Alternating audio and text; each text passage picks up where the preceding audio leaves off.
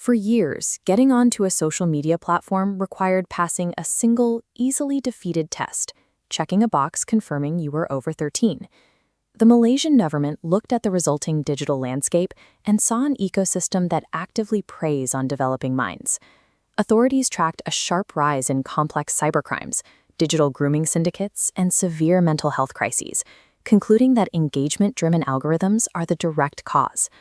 The state's response arrived on June 1, 2026. Malaysia enforced a sweeping mandate that strictly prohibits anyone under the age of 16 from creating or maintaining an account on major social media networks. This chart illustrates the specific targets of the new law. The mandate only applies to platforms maintaining over 8 million registered users inside Malaysia. This threshold ensures the regulations hit the massive tech conglomerates dominating adolescent screen time, while leaving smaller forums alone.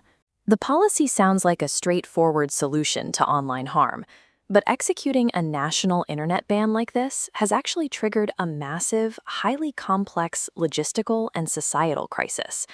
The underlying strategy here is to move the burden of policing the internet away from parents and local law enforcement. Instead, the state is placing that legal liability squarely on the foreign companies profiting from user attention. To ensure compliance, Malaysia attached a severe financial threat. If a technology company fails to enforce the age gates or leaves legacy underage accounts active, they face ongoing fines reaching up to $2.5 million per violation. Anonymous signups are now illegal, replaced with robust eKYC verification checkpoints. Users must upload high-resolution photos of a government document, like the Malaysian MyKad, and perform a live facial scan, allowing servers to match biometric data and block underage users. By deploying these biometric barriers, the state forces global technology giants to function as strict, legally accountable guardians at the gates of the domestic internet. But for the youth being evicted from these platforms, the ban destroys a critical part of their daily lives. Because mobile phones are strictly prohibited in Malaysian schools, social media serves as the vital third place, the primary environment where teenagers socialize and form peer groups outside of adult supervision. 14-year-olds use TikTok for math tutorials and exam prep, while others study complex music production through YouTube. To this demographic, these platforms are indispensable, self-directed educational hubs. When teenagers lose access to these digital spaces, they often have nowhere else to go. Rapidly expanding suburbs around Kuala Lumpur consist of dense apartment blocks that severely lack accessible public parks, free sports grounds, or youth community centers.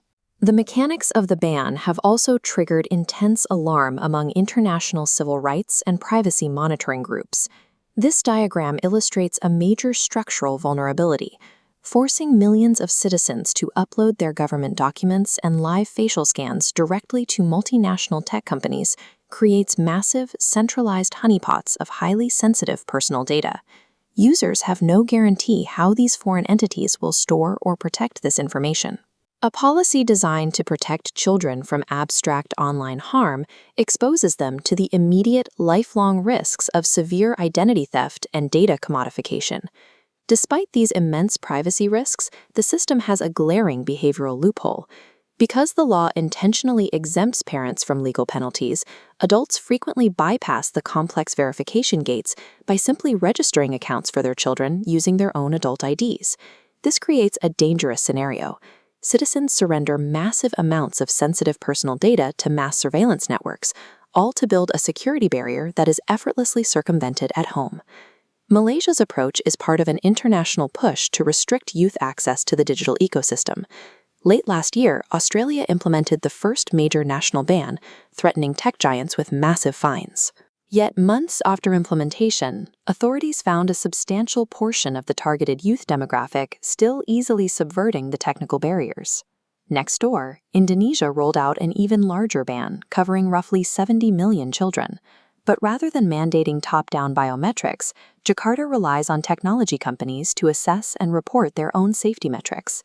Singapore rejects the absolute ban entirely. Their government targets the exact architectural features that drive addiction, forcing platforms to disable algorithmic autoplay and unsolicited direct messages rather than building age verification walls.